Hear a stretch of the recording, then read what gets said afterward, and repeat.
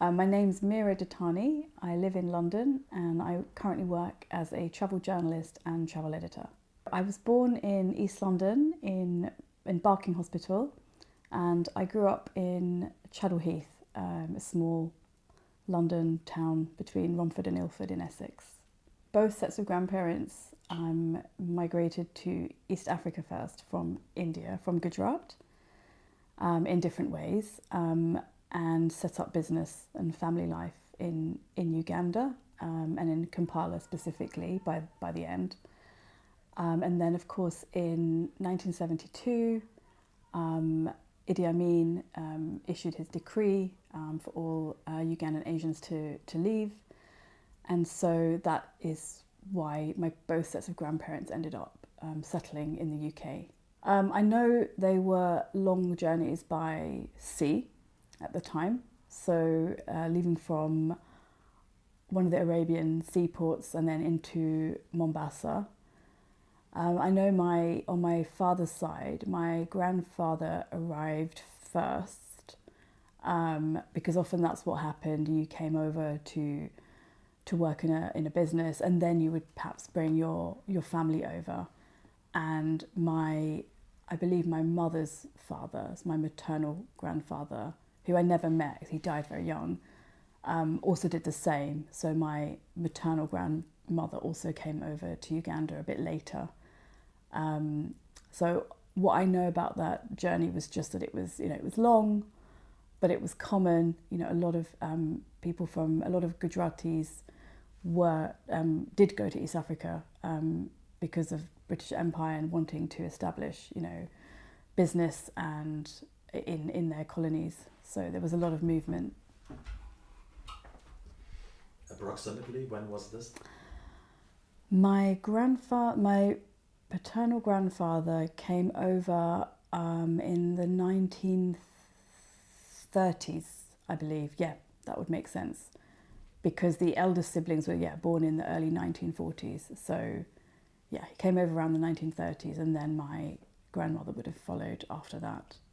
Obviously, after 72, when most Ugandan Asians had left, some had stayed because of different positions. And actually, my uncle, who ended up moving back to Uganda, he actually did stay in Uganda a little beyond that time, but not much longer, in 72.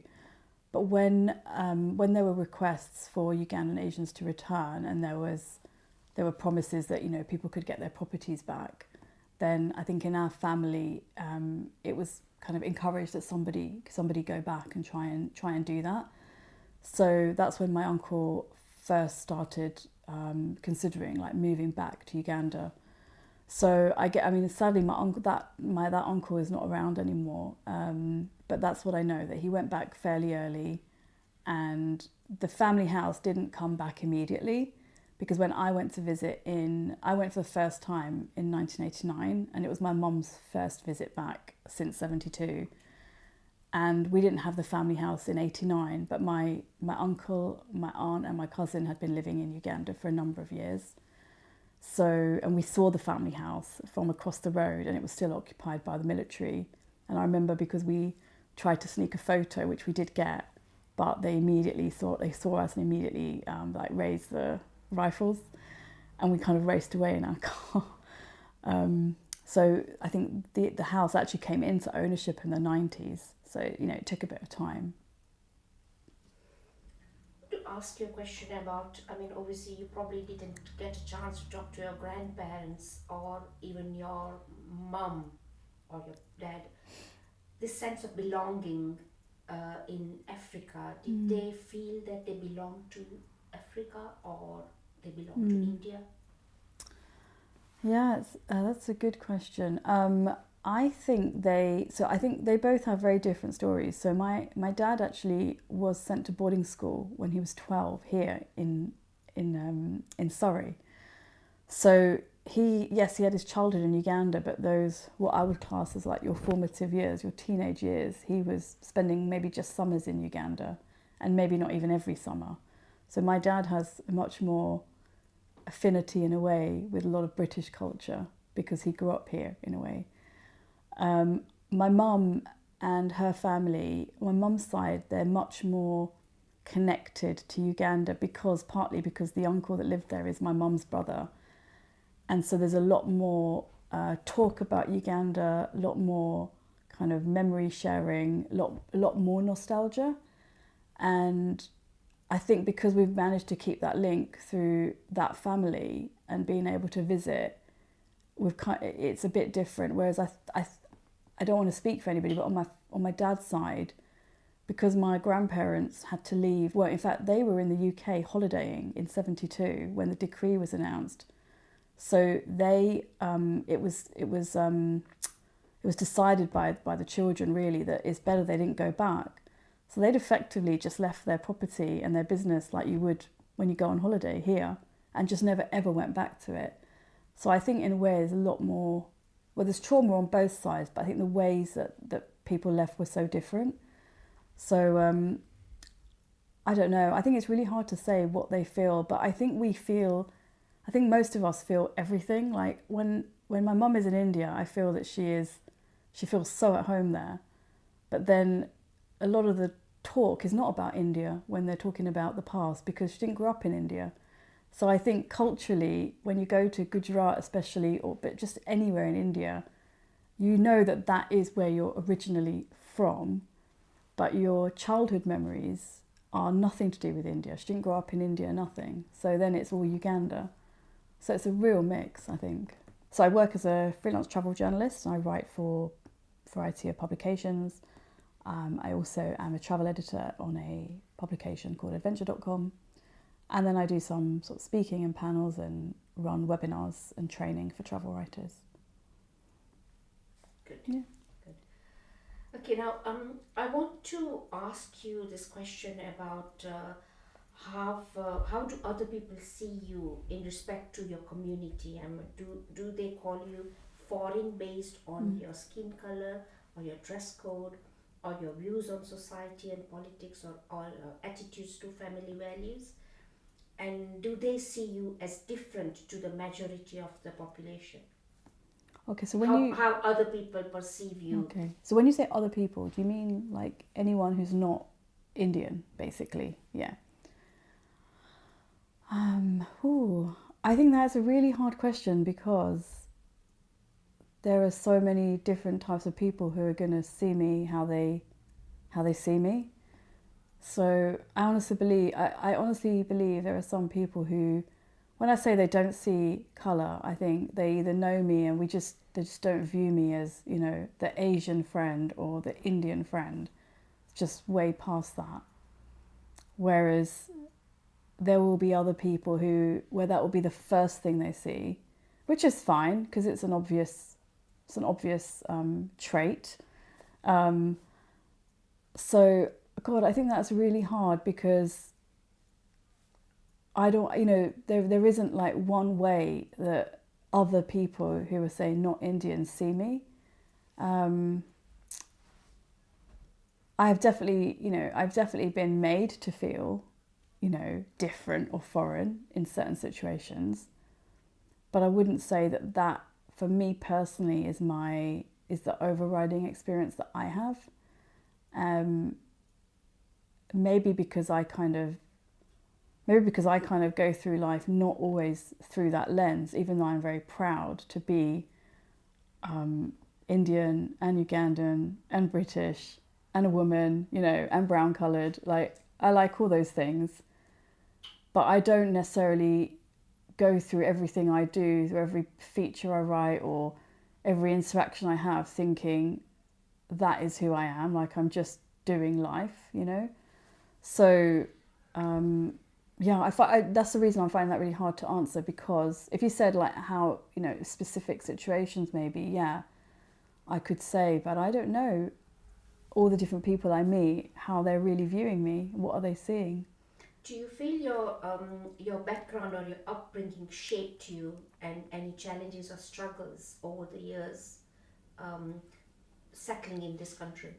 The years that I was growing up here, so late 70s into the 80s, and let's say I left for uni in like mid 90s, those years when my parents, were creating their lives here, I guess people didn't have like the friendship groups that you would organically have, like the way I have now from my childhood. Their friendship groups were really scattered, number one, and also very family based. So we did a lot, family was so big, especially when we were growing up. And so I feel culturally, the Gujarati side, the Indian traditions and customs and food and clothing and all of that were as big a part of my life as the sort of British influences. And I think I'm really grateful for that, because I genuinely look back on my childhood, and on one hand it's like going to Garba in the middle of November on cold nights at a local leisure centre. But on the other hand, I wasn't restricted, and I also remember all my pop posters on my wall. So I really feel that I had a chance to embrace both, and I wasn't forced. I didn't feel like I had to deny the Indian side, nor did I feel like I couldn't embrace the British side. So I do think that has shaped me, and that's why I feel quite comfortable here until somebody chooses to make me uncomfortable. And even then I feel I feel robust enough to counteract that to some degree, So like you identify yourself as Indian first, or British Indian? It's a difficult one, isn't it? Yeah, I've used so many different things. I've often said British, Ugandan, Asian, British, Ugandan, Indian. I don't know why the British comes first. I don't think that's for any... I think it's because of how it sounds. Ugandan, Indian, British just doesn't end. It doesn't seem natural, I guess. I definitely, I do see myself as, I know maybe it's cliched, all the usual things, but, like a child of sort of 3 continents, of, whether you want to call it children of empire, I don't know, but I definitely, I could never say, I feel out through and through English, I don't, but then I also don't feel through and through Indian, because when I go to India, which I love going to, I know I'm not Indian. I don't have the same cultural reference points as an Indian woman my age. I didn't grow up with those films, even though I know some of them. I didn't grow up with the same music, even though I know some of it. And Ugandan is a very different one, because actually I don't have a frame of reference for Ugandan pop culture, for example. But because all the stories that my parents told of their childhood were Uganda, I feel this kind of almost primal pull towards East Africa. So when I go to East Africa, even Kenya, because my partner's got Kenyan family, that's become a sort of second home, or third or fourth homeland, whatever. I feel a real pull to Africa, which is completely different to how I feel when I'm in India. So it's really interesting how all these things have fed in over the years. Can I ask a question? You were just telling when you still go to East Africa. How did you feel the relationship between the communities over there nowadays? Because the Indian are a small minority now, and there's a black majority, and of course there's some white people in Kenya. How do you feel is the atmosphere there? It's a personal question. So how do I feel about it? So I know, obviously, when they were colonies, or when they were British protectorates, whatever, that obviously there were a lot of elites and hierarchies created, with indigenous, black people at the bottom. I feel very heartened when I see Ugandan and Kenyan, like black Ugandans and Kenyans, like really thriving and doing really well in whatever business they're in. I still feel uncomfortable about the way some communities and some people may speak to black Ugandans or Kenyans, and I don't like it, and where I see it I will try to call it out maybe. I also feel very uncomfortable about how much, especially I notice this more in Kenya, but sort of white owned land, so the top sort of, because I work in travel, a lot of the top lodges and in beautiful conservancies and beautiful high up breezy places are still like white owned. I feel like that maybe has not been, I wish I had proper information on percentages and stuff, but I would assume it's really high in terms of, so I think the land, for me, the land side, the land aspect and who owns land and who's from that land, I still think there's a lot of problems there. So it's mixed. I mean, I definitely feel like people are doing better overall, but there still seems to be so many issues with poverty. And, you know, I've done tours in areas that I feel just like in India. So I don't think everything has not been corrected. And you can feel that kind of hangover, you know, in a way of empire, because it really wasn't that long ago. When people say it was, oh, you know, get over it, was ages ago, you know, it really wasn't. It takes many generations to correct that kind of system. Leads me nicely to my next question. I was going to ask you, is your attitude to the colonial past and teaching in schools, and how do you see that? Yeah, I think I know there's been a lot of efforts, especially in the last sort of 5 to 10 years, you know, maybe longer, but in terms of in the public consciousness, let's say, to kind of bring more of that colonial conversation into, you know, history and geography and all the rest of it. And, you know, whether it was, you know, Black Lives Matter during the pandemic, you know, there's been various movements and things like that have, you know, National Trust doing its big colonial countryside sort of audit, you know, showing the other side of history. There's definitely been a big step, but then sometimes I get really disheartened when you see things that say, you know, oh, enough of this, or, you know, that happened, like I said before, you know, that happened then. And it's like, you know, that's not really how history works.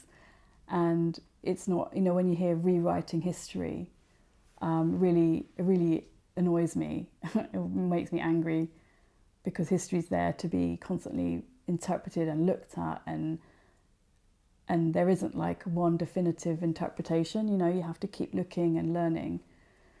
So yeah, I think there have been great strides made, but I also think because we haven't done it in a good gradual way of just always learning about it, now people feel like it's being, you know, shoved down their throats. So then you get this backlash, which is frustrating because it didn't really need to be like this. So yeah, but I think it has to stay in the conversation forever, really, because it happened, and there will be no time when you shouldn't be learning about British Empire, for example. I studied history for 5 years and they never mentioned the word once. So I'd like to think that's changed since the 90s, in some modules anyway. And you know, the present migration of Asians in this country, are there any parallels to the experiences of your parents and ancestors? Not only the Asians, but any people who come in this country nowadays. Oh, I see. The migration debate. It's a big thing, you know? Yeah, of course, huge. Yeah, I mean, you know, in the end, I think, I do think I'm going to speak for Britain, because, you know, it's where I live and I'm familiar with the kind of national kind of conversation. I do think there's a tendency to sort of think everybody just wants to come here because it's amazing here. And actually, you know, so many people are coming here because they have to. And, you know, when people say, you know, well, couldn't they have gone somewhere else? It's like, well, you know, at one point Britain ruled over a quarter of the world's population, so English has become the language that everybody speaks, and you tend to want to go somewhere where, you know, for work purposes, where you can actually work. And so, you know, in a way, you know, when you see the stories now, you know, people are coming because they are leaving, you know, quite desperate situations. And I'm not going to generalize, of course. At any moment in time, you're going to get people, you know, moving for all sorts of different reasons. But in terms of the big migration story, yeah, people are leaving because they either have to, like with Idi Amin, what happened with the Ugandan Asians, like they've literally been issued an order to go, or they're fleeing because there's civil war, in their country. And a lot of the times, not all the times, but, you know, that has been caused by, you know, previous events, some of which Britain or another colonial power may have played a part in. And I think because we don't understand all the layers of that and how they, you know, when you leave a country like Britain did in a lot of places, just like left, and you leave this power vacuum, then you create this system that, you know, whether it's military rule or whatever, like in Burma, or where you just leave people in a way it's not a good way to live, and there's gonna be civil war, and so people move. And yeah, there's a lot of parallels really when you really think about it. What should change in the societies, what Rolf is after, and your personal future hopes? Are there fears or challenges for the future? In terms of your life in Britain here. Okay. It can be personal, but it can also be a look at the whole society, both, whatever you want to say. Yeah. What should change? Or your wishes, or your hopes, or your... Yeah.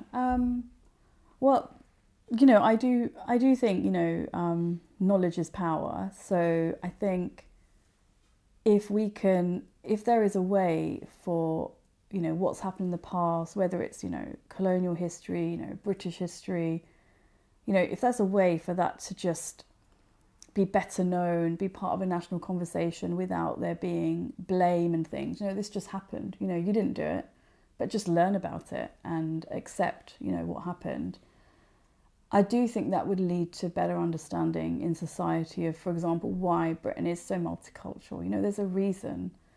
You know, it's only sort of recent years with the Windrush scandal, for example, that people started to even realise about the ship called the ship and people coming over and being asked to come by Britain, you know, to help rebuild after the war. And, you know, I don't think a lot of people, there's still too many people who just don't understand how Britain has come to be how it is. And I think if they did, I do think you're not going to ever eliminate racism and prejudice completely, and that's just life. I do think there'd be a greater understanding of it, maybe even a greater pride, like even a feeling of like, yeah, this is so cool. We have all these different cultures and foods and everything here because this is how we were made. This is just how this country is made up. A bit like in the US, you know, there are some countries that are really shaped by many, many cultures, and others are a bit more homogenous, and neither is good, bad, whatever. It is how it is. And I really think that would help. I don't know do I feel hopeful? I don't know. It depends. If I go on Twitter, I feel completely disheartened because that seems to be where all the crazies hang out at the moment. But then, you know, you hear about, I don't know, I'll talk to a teacher friend and they'll be telling me about some lesson they've had and what the kids have been saying and how open-minded they are. And you think, you know, maybe the new generation is going to be a bit different. Or do we all kind of change at a certain age and start to become a bit more conservative? But I think I've read stuff recently where that's changing as well, you know, that people are not necessarily behaving differently as they get older. So I'd like to say that I'm hopeful, that I think things will be better. Yeah. Do you call Britain your home? Yeah, I do, definitely. I do, you know, when I'm away, there's many things about Britain that I crave and want to come back to. So yeah, but then I feel at home when I'm in Uganda and in India too. But I would definitely say that I do feel this is my home. And anyone, you know, I have been told to go back to where I come from, and I have told them that yes, I'm on the Piccadilly line back to Southgate, thanks. So, you know, I will not, you know, that is home for sure.